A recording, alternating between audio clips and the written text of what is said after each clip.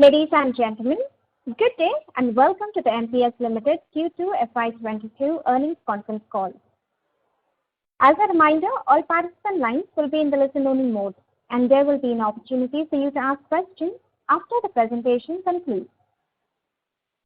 Should you need assistance during the conference call, please signal an operator by pressing star then 0 on your touchtone phone. Please note that this conference is being recorded. I now hand the conference over to Mr. Rahul Arora, Chairman, CEO and Managing Director of MPS Limited. Thank you, and over to you, Mr. Arora. Thank you. Good morning, everyone from New York. I just arrived yesterday after spending the last 3 weeks with our teams in Noida, India. Our Noida city center is gradually becoming one of our most strategic centers. In the past 12 months, we've added over 120 talented professionals in the region to support the growth across all lines of business, content, platforms, and e-learning solutions. In our opening segment today, I will discuss our consolidated performance in the first half of FY22 and Q2 FY22. Then Sukhwant Singh, Senior Vice President, will update us on the content and e-learning business. Finally, I will provide updates on the platform business and also share strategic updates from our recent board meeting before we open the call to questions. Our FX-adjusted revenues in the first half of the year grew by 18.5% above previous year. At revenues of 228 crores and an EPS of 23.86 rupees, MPS has created history here, as these levels have been unprecedented in our rich history of over 50 years.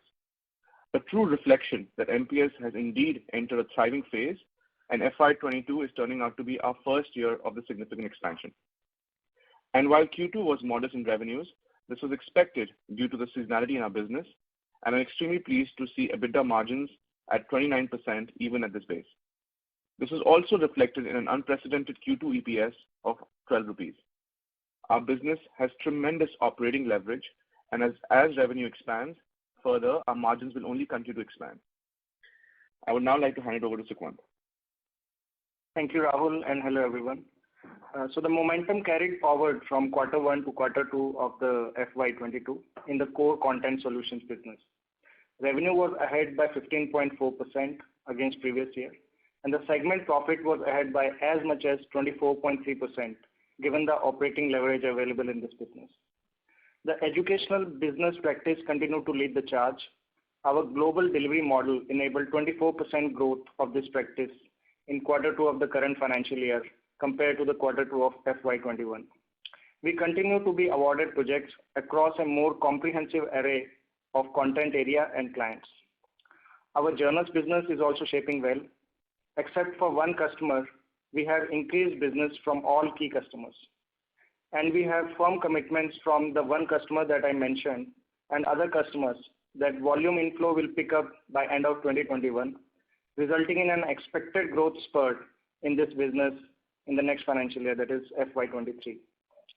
Shifting focus to our e-learning business, MPS Interactive, which is the largest business interest in this segment, grew by over 20% in revenues in Q2 of FY22 compared to the same quarter last year.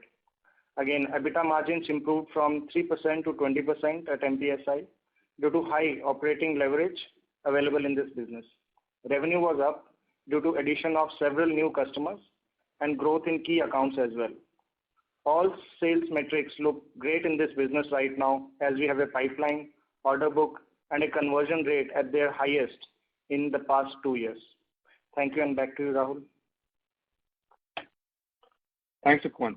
Moving to our platform business, while revenues in our platform business were soft in Q2 compared to the same period last year, PBT margins were better than expected and ahead of last year. The softness in revenue was due to the expected customer offboarding in Highwire that I've been discussing in the past earnings calls. As shared previously, we expect this trend to continue into Q3 and arriving at a more stable revenue base for this business in Q4, albeit lower but at great margins. Product leadership is the value proposition that unifies our platform strategy. We have built a product team from the ground up that includes 2 product directors, 3 product managers, 3 junior product managers, and 4 business analysts. The team is global and spread across the US, UK, and India, and is led by an experienced veteran in the academic publishing space. We have begun to consolidate products between MPS and Highwire Also, there's an increased focus on innovation with a new generation publishing platform under the works. This new platform will be a modular system connected by APIs, allow Highwire and MPS products to interact, and assume that publishers don't just want to publish research, they want to help authors improve their research. There are also several key growth initiatives in the platform business underway that are showing early signs of success, and I will be happy to get into them if there's interest later in the call when we open up for questions. And finally, some key updates from our board meeting. First, subject to shareholder approval, the board has recommended buyback of up to 944,444 equity shares at a price of 900 rupees for an aggregate not exceeding 85 crores, excluding taxes and expenses. The proposed buyback is subject to approval of shareholders by way of a special resolution through a postal ballot. The process, timelines, and other requisite details with regard to the postal ballot will be separately communicated in due course. The board has constituted the buyback committee and have authorized the committee to do all such acts, deeds, matters, and things as it may, at its absolute discretion, deem necessary, expedient, usual, or proper in connection with the buyback. Second, subject to shareholder approval, the board has recommended the reappointment of Ms. Dave, Ms. Khanna, and Mr. Mankotia as independent directors for a period of 3 years each. Third, Ritesh Sharma has been appointed as CFO of MPS. Sunil Malhotra continues as company secretary. At a new scale, dedicated leadership of finance and legal operations is extremely important, and these changes reflect that. Let's now open the call to some questions that can help us be better at what we do. Thank you very much. We will now begin the question and answer session. Anyone who wishes to ask a question may press star and 1 on the touchtone telephone. If you wish to remove yourself from the question queue, you may press star and 2. Participants are requested to use handsets while asking a question. Anyone who would like to ask a question, please press star followed by 1. Ladies and gentlemen, we will wait for a moment while the question queue assembles.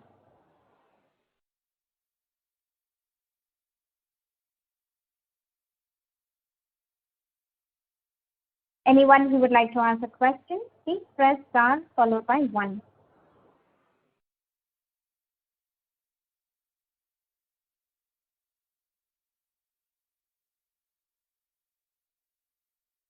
Ladies and gentlemen, you may press star and 1 to ask a question.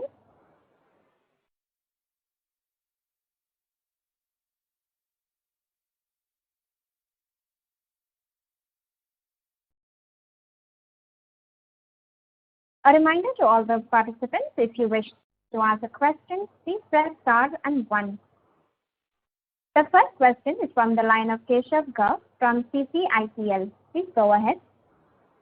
Sir, thank you very much for the share buyback on behalf of all the shareholders.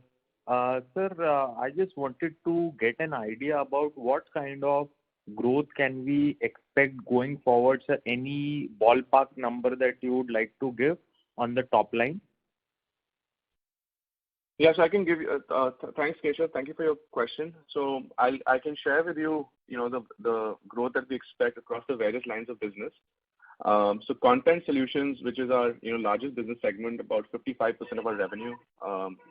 We expect, for the past couple of years, we've been growing at about 12%. We expect that level of growth, maybe even 15%, to continue over the next couple of years. As I've explained in prior calls, this is of course our highest margin business. The pandemic has created strong lines of differentiation between us and our competition. And we expect to capitalize on that differentiation over the next couple of years as we build a new scale in the content business. Moving on to the e-learning business, which we entered through the acquisition of Tata Interactive back in 2018. We expect growth. As you've seen in the first half of the year, the business is going through a rebuild, and we are seeing both revenue growth and margin expansion. So we again expect in the e-learning business, we expect growth north of 15% going forward for the next couple of years. In a third segment, which is our platform segment, which is the second largest segment, we have basically expanded this business segment through the acquisition of Highwire last year. Before the acquisition of Highwire, this was a very small business segment for us. as we've done previously, we've obviously acquired a business at a competitive purchase price. It's a declining business that we're looking to turn around. So the first year has been about stabilization.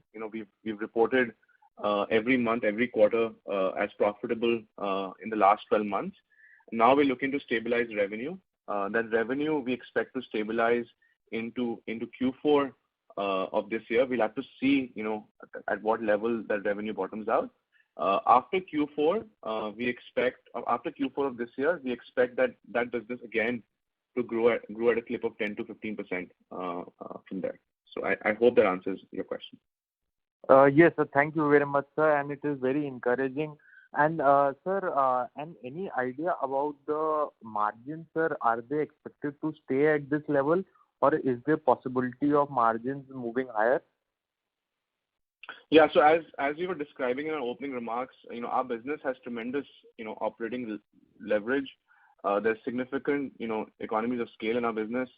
So, as Sukhwant was talking about, how the content business has grown, the top line has grown at about 15%, and I'm giving you ballpark numbers here, but the content business has grown at 15%, but the PBT margins have grown at 25%.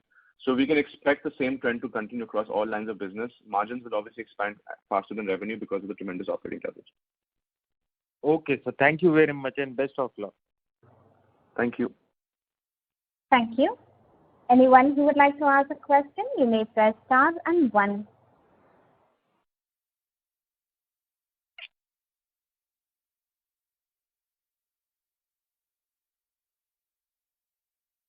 Ladies and gentlemen, you may press star and 1 to ask a question. The next question is from the line of CA Arun Marothi. Please go ahead. Thanks for the opportunity, sir. Would like to know any organic or inorganic opportunity we are looking for? Sure.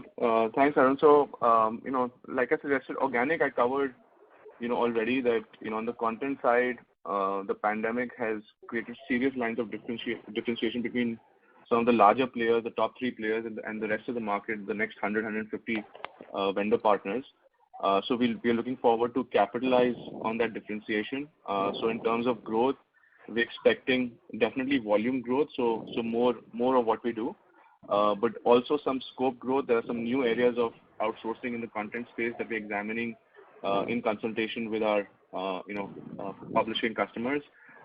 In the last couple of years, we've seen an increase in volume of revenue in the areas of accessibility, as well as in the areas of interactive learning. So those are the kind of the levers in the content business. On the e-learning business, we're seeing tremendous organic opportunities as digital learning is becoming the standard. Traditionally, you had classroom learning and digital learning as a blend, but increasingly coming out of the pandemic, digital learning is most organizations are going 100% digital. So we're seeing volume growth from our existing customers, established customers that we've been working with for over 2 decades. But we've also been acquiring a lot of new logos gradually. These customers, while they're starting small, we're seeing very quickly they're ramping up because of the quality and delivery of deliverables that we're presenting. On the platform segment as well, we expect growth from a new line of product that we are launching next year. But also there are certain lines of products that we expect more growth from, specifically on the content management side. On the inorganic space, we continue to pursue active opportunities in the e-learning and platforms domain. Those are the 2 areas where we are having active conversations. Our goal, as always, is when we're looking at an acquisition, looking at expansion of capabilities rather than expansion of just only customers. So that offer us a significant competitive advantage. So we're looking at such acquisitions both within the e-learning space and the platform space, and looking at capability expansion as well as some geographic expansion. Okay. That is very much helpful, sir. And whether anything in pipeline, sir, regarding these acquisitions? So acquisitions are have been core to our business strategy. We've acquired 8 companies in the last 10 years. So We are always in active conversation. As you've probably seen from our track record, we tend to acquire businesses that were number one or number two in this space at some point in the journey, and we help them find their core mission again. So we're very selective in what we acquire. Having said that, we are always highly active in conversing with opportunities. Okay. That is very much helpful. Thank you, sir. That's it from my side. Thank you.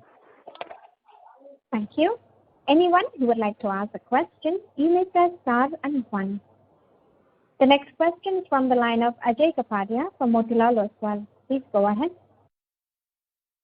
Hello, Rahul. Hi, Ajay.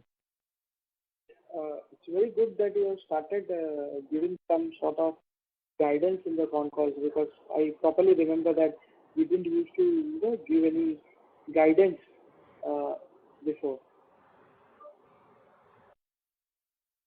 Yeah, so I think what we're sharing is more broad level type of guidance, what we expect to see in the next 2 or 3 years. And that's consistent with our overall approach. I just wanted to know, whatever companies we have acquired in last couple of years, I had met you at the AGM. At that time, we had discussed that all these resources, the first target would, we should reach a turnover of 450 crores. That is the base minimum target which we could achieve with whatever we have. From there onwards, we will stretch a bit more and get more out of these resources. So this year it looks like the base target will surely hit. I just wanted to know from that level, how much more we can grow with the same resources. Yeah, so like I was explaining, this business has, significant operating leverage. There's at least, 20 to 30% growth that can be arrived at from the same level of resources. Okay. And I just missed the opening comments from after the person who spoke after you. He just said that the next year will be a good year for which segment? From the fourth quarter, some new client will be giving business. I just missed that part. Yeah, sure. So what we spoke about was that, the question was around, how do you expect the business to grow? And I commented that, the content solutions business has been growing at a clip of 12% over the last couple of years. We expect that to continue. E-learning business, we expect growth to be between 15 and 20%. And the last comment was on platforms, where we are seeing a revenue slide because we acquired a business that was going through a revenue slide. That business will stabilize by Q4, and we expect the business to bounce back with growth 10 to 15% from next year. That's the platform business. That's predominantly high-wire. Okay, fine. Thanks. Thank you.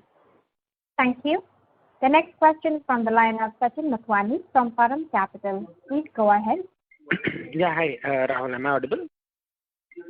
Yeah, hi, Sachin. Can hear you well? Yeah. My first question is, I wanted to understand, you mentioned about, offboarding a few clients in high-wire, which impacted your platform business. So are they, what are the size of those clients? Are they really big clients, and have they moved to competitors? Yeah, so Sachin, so a lot of this information was in fact available to us right at due diligence. We were presented with customers that had already served notice, customers that were at risk, and customers that are dissatisfied. So those serving notice, of course, they are offboarding. Typically in the platform business, it can take anything from 6 months to 18 months for a customer to offboard. What that typically means is, that you keep accruing revenue till they offboard. The second type of customer that I talked about was basically, customers that were, kind of at risk. We've seen some of them move on in the first 3 months of the acquisition. So, October of 2020, we've received notice. And then the third category, which was a dissatisfied customer category. I'm pleased to report that in 2021, we really haven't, lost any customers. It's really been, what we carried forward from the previous ownership. So, we've gotten support and delivery in great shape in terms of, so there was a strong issue with capacity in the high-wire operations, and we've scaled that up and been able to solve for that. In terms of the type of customers, it's a pretty unique mix.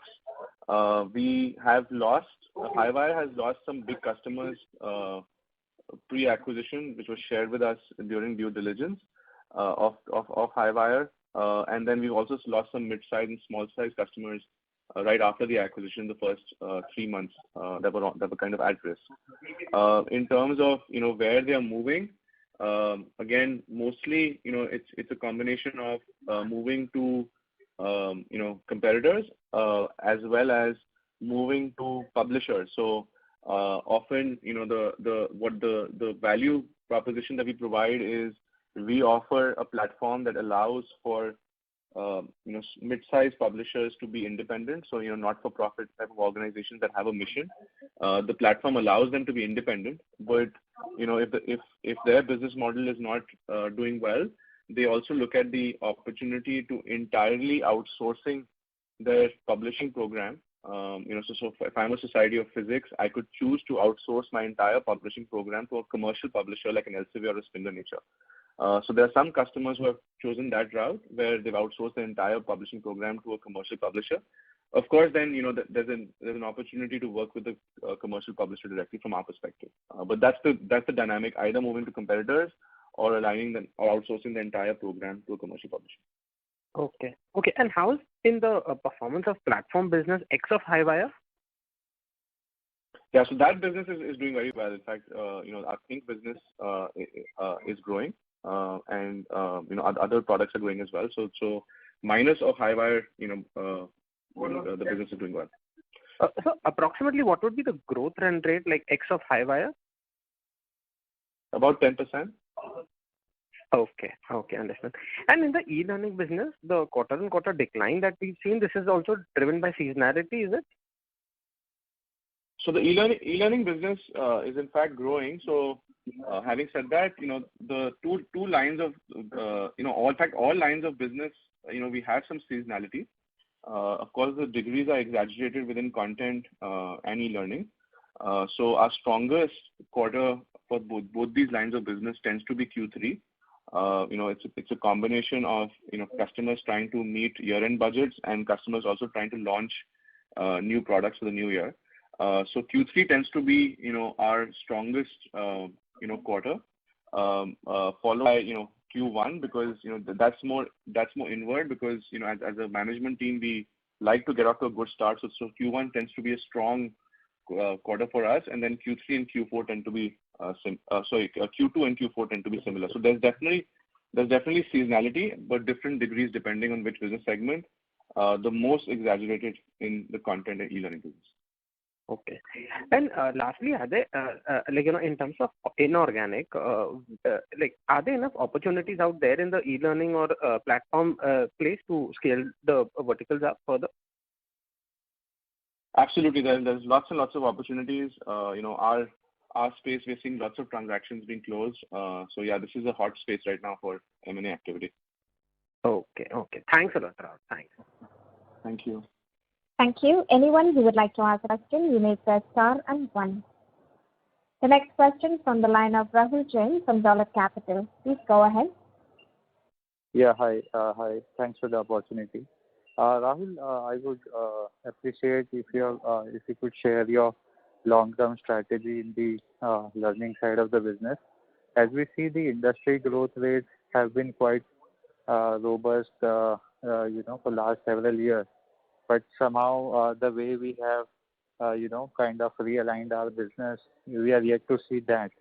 So what part of the pieces within your existing thing are doing well? How the overall portfolio, when we can see, can match up to 10 to 15% kind of a growth rate on a sustainable basis, and what could drive that? Yeah, so I think so. Thanks for your question, Rahul. So as you rightly pointed, over the last 5 years, we've really been trying to build a more diverse and complete business. We've moved on from being an India-based content services provider, where the fundamentals were driven on wage arbitrage, to an end-to-end global learning and platform solutions provider, where our value is really focused on creating value for our customers rather than just providing cost efficiencies. So from our perspective, this year is the first year of that, where we grow from. So last year was kind of a year of kind of an inflection point. During the pandemic, we were able to significantly differentiate our content business from other providers. While our e-learning business was soft, we were able to add lots of new logos, diversifying our customer base. And on the platform side, we had this opportunity to acquire Highwire Press, which was incubated at Stanford University 25 years ago. So a lot of great IP and brand equity with that brand. So we finally ended up with a very rich business mix of content, learning, and platform solutions. And we feel that this mix in its current form is optimal, which where we were able to provide our customers with a complete product and services set. Of course, our mission as a company is to help make learning smarter. How we help make learning smarter changes from business segment to business segment. On the content side, we enable smarter learning through more unique product, but also with unprecedented cycle times. So helping publishers improve their time to market. On the e-learning side, we help make learning smarter by providing experiential and immersive learning experiences. And on the platform side, we really allow our customers to provide customized experiences to each of their learners as they go through the learner journey. To answer your question, I think we're in the year where we will start now seeing stable year-on-year revenue growth, and given the operating leverage, significant margin expansion as well. So FY22 is our first year of that phase. We're calling it the time to thrive phase. And with all of your support, we've been able to achieve this over the last 5 years. Like the last 5 years has really been about building an organization that can unlock the opportunities available, and we believe they're there yet already. Right. So since some of these things are now finally coming into place. So, and also if you see, although IT services would not be very apples to apple, but as you see, there is an overall thought process of acceleration in the growth. So what kind of opportunity, what kind of growth rate we could chase, FY23 onwards on a longer chart? And is that kind of an acceleration thought process also somewhere coming in your client portfolio? Yeah, so the acceleration thought process for us is really strategically finding ways to reduce the distance between us and the end learner.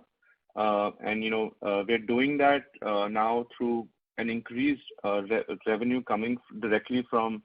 Having said that, we want to do it in a B2B way because that's our DNA. So we're trying to reduce the distance between MPS and the end learner through a B2B model.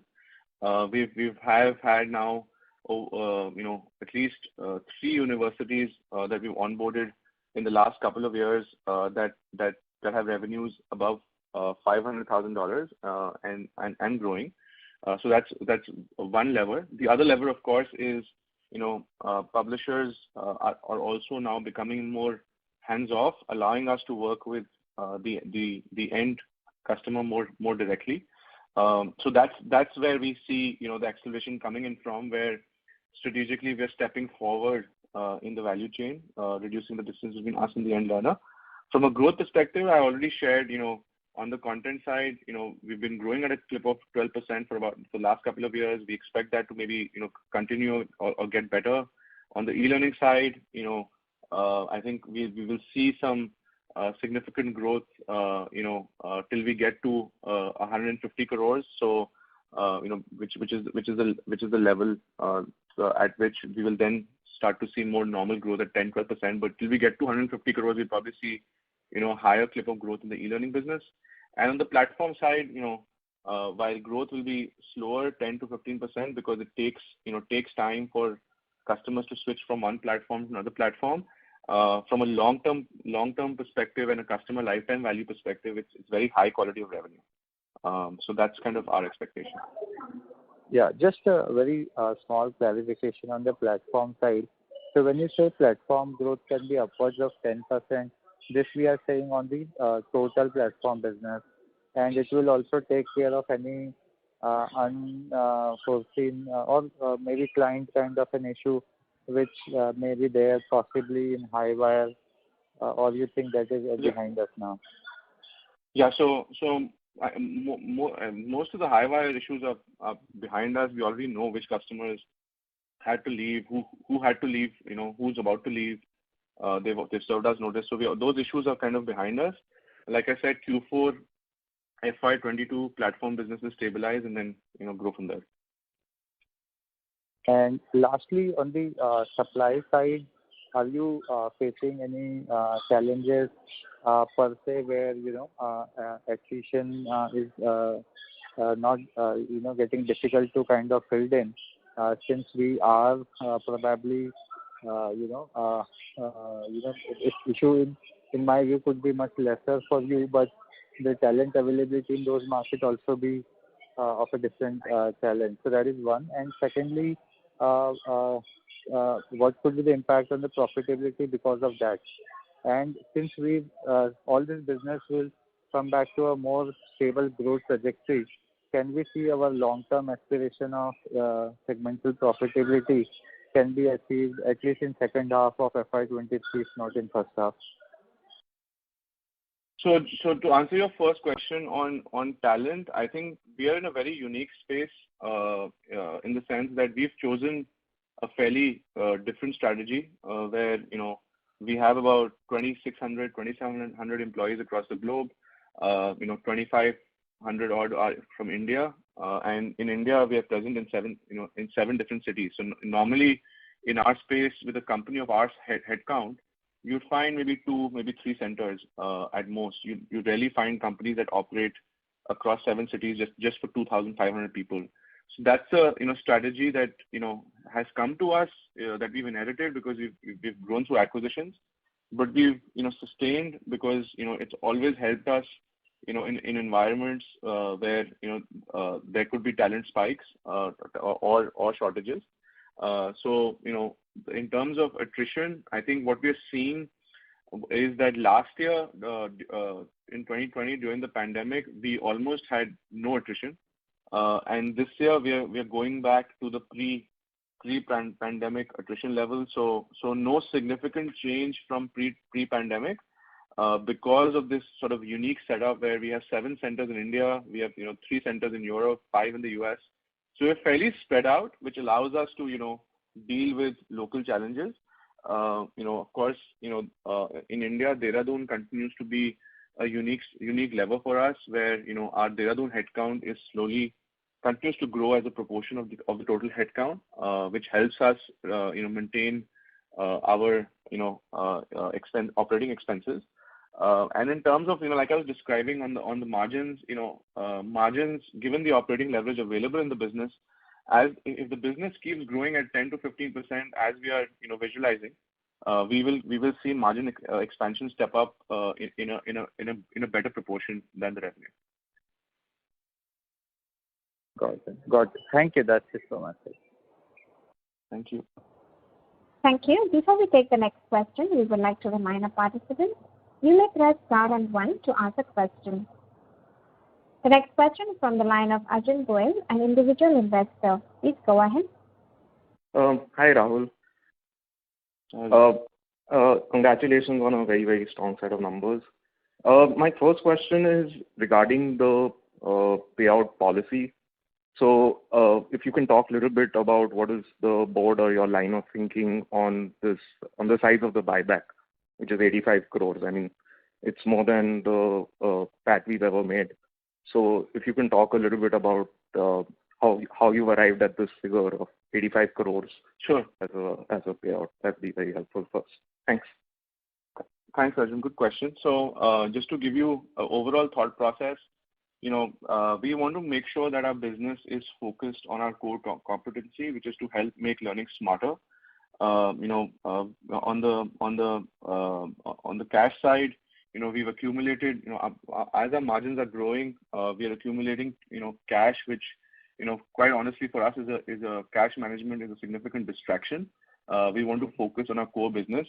What we projected out through some math is that what we need really is 100 to 150 crores in the business, which enables us to grow. So if you look at our acquisition strategy, our largest acquisition was at a size of 74 crores back in 2018 of Tata Interactive. Going forward as well, I think we can expect this number to grow by 30-40%, but nothing more significant than that. And so given that our needs really are in the in the 100 to 150 crore range, we basically post buyback will be closer to the top end of that range, and that's how we decided to conduct a buyback of the size that's been recommended. So that's the overall thought process, that we want to have the management team focus on the core business.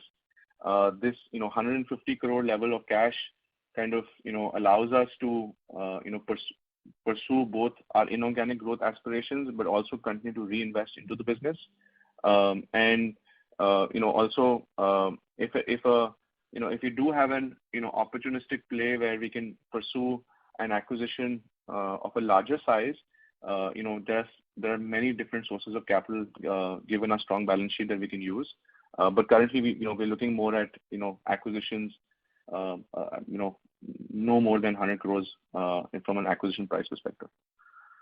Okay, that's actually very, very encouraging. My second question is that I don't know if you've already answered it in some form. If you can talk a little bit about the cross-sell opportunities between the different line segments, because I believe that the rationale for these various acquisitions was we get a larger client base. So if you can talk maybe in the last 3 months or 6 months, that what sort of headroom have we made being able to, or what has been the success rate in cross-selling one product to another client, etc. Yeah, I think so. So a lot of the revenue. So if you look at whatever revenue growth we're achieving in the content and the e-learning business, half of that is coming through new customers, where we're acquiring new customers, and half of that is actually coming from cross-selling, where what we've over the years done is so every time we acquire a business, there's a certain sequence of events. First, the business settles down. We start making MPS level margins on the business.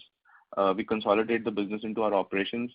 Second, we are able to sell the newly acquired capabilities, because what we acquire, we don't look to acquire customers, we look to acquire capabilities. And customers, of course, you end up getting more customers as well. So we are able to market and sell those capabilities to our established, mature customer base.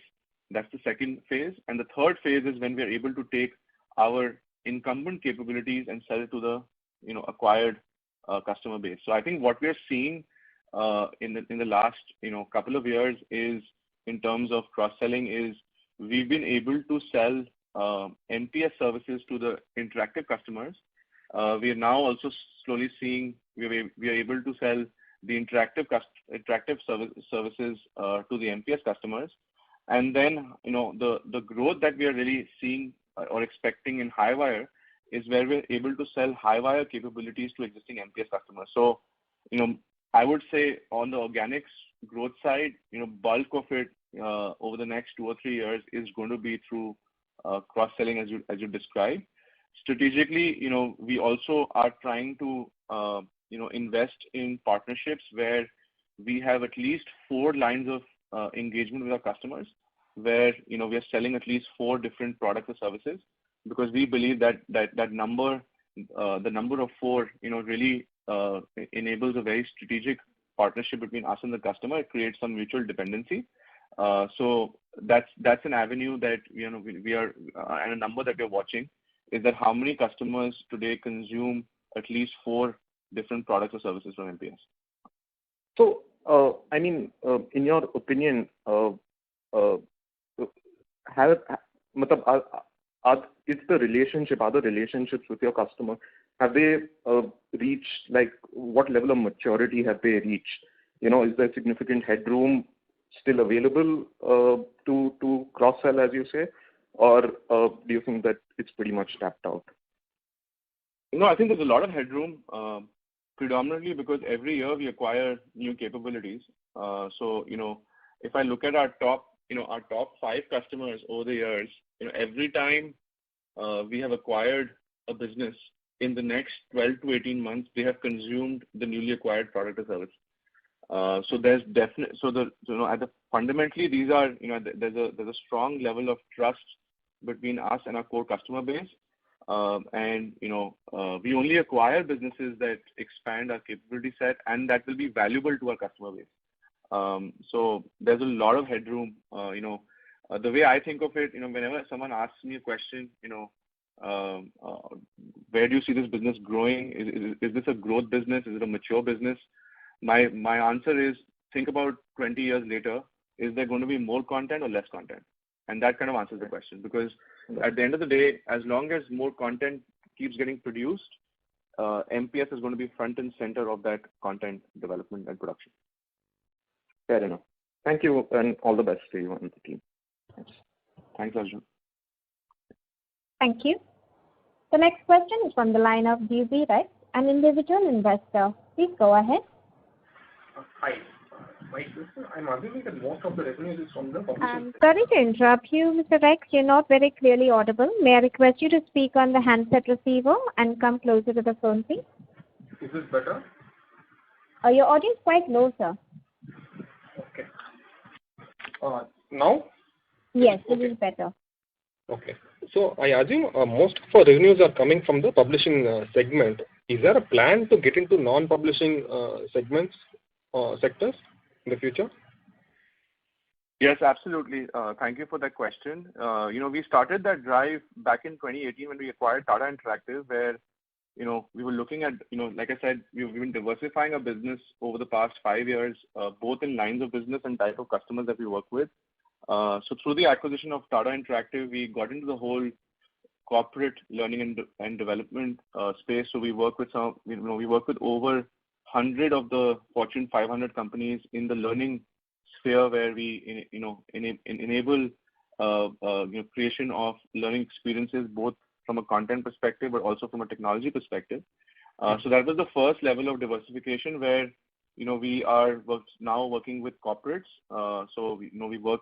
So our sectors are traditionally, like in most professional services firms, the corporate sectors that we work with include BFSI, healthcare, travel, and so on and so forth.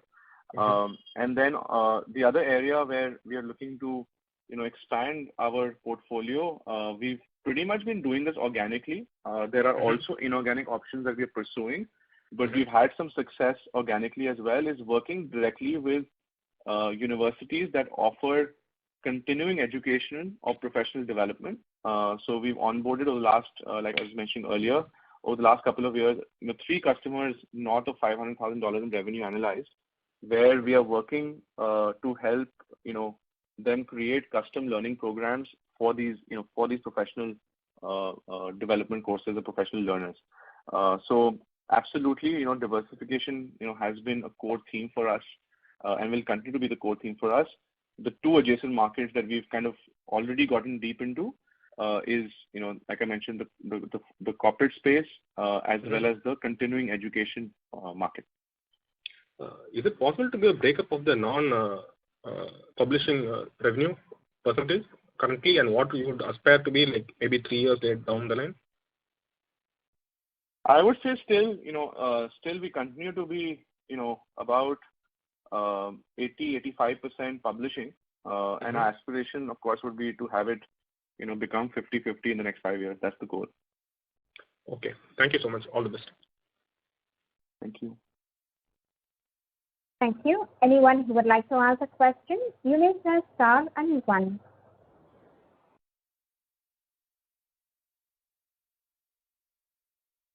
Ladies and gentlemen, you may press star and 1 to ask a question. The next Question is from the line of Nilesh Shah from Envision Capital. Please go ahead. Hi, Rahul. Congratulations on an excellent performance. Rahul, my question is a bit more strategic. I think you've been successfully, steered the company during some really tough times. I'm just wondering that, is there any potential or scope for MPS to kind of look at the entire SaaS space? I mean, I believe, of course, our current platforms business is a bit of an overlap with the overall SaaS space. But given that we are an enterprise solutions company and, with the Tata Interactive acquisition, we also have an expanding scope of enterprises as our client segment. But I'm just wondering that any thoughts which you and the senior leadership are in a way looking at the space of SaaS, and is it like kind of relevant, not relevant for us right now? And I'm asking this question in context that a lot of successful Indian companies have, been hugely successful in this space of late, especially including the listing of Freshworks on the NASDAQ. So my question is in context of the current environment. Thanks, Nilesh. Absolutely. If you look at our platform business, 70% of the revenue is SaaS. What's unique there is, we have about 8 different products in this space. Our highest revenue generator is at $8 million in revenue.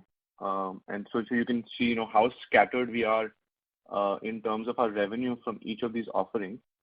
Our largest competitor for any of these offerings is north of 50 million in revenue. So there's a lot of opportunity available. What we've done really is we've created, as I was mentioning at the top of the call, we've created these boards of teams where each of the products are led by a combination of a business leader, a product leader, and an engineering leader. And between the 3 of them, they're really are focused on making these small SaaS-based offerings into large offerings. We do not today know, so we have 8 different bets. We don't know which of these bets is going to be the $100 million type of revenue, but we're definitely placing a lot of engineering, product management, and marketing focus to at least pursue these opportunities independently.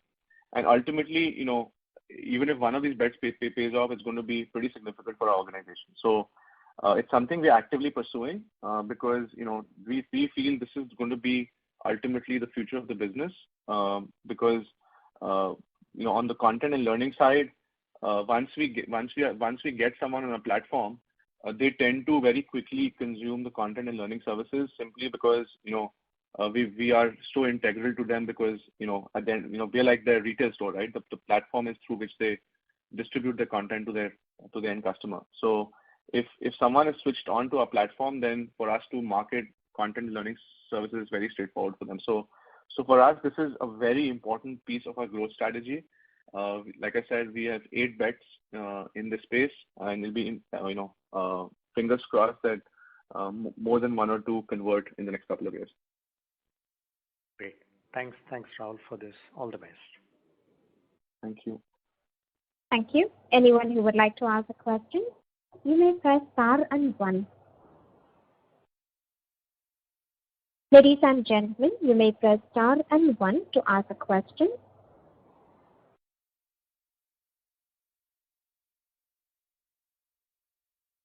Anyone who would like to ask a question, you may press star and 1.